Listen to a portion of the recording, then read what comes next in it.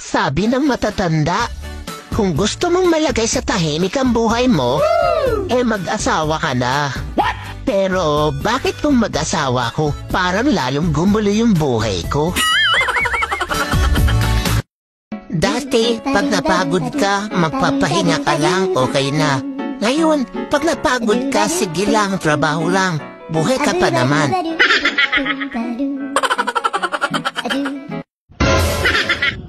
Akala ko dati, kalabasa at carrots ang pampalinaw ng mata. Pera pala.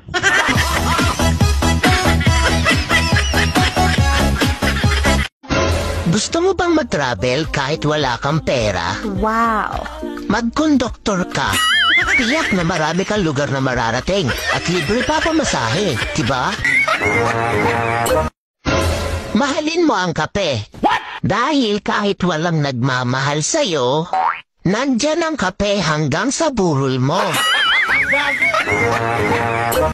Tatlong madaling paraan para pumanaw kaagad.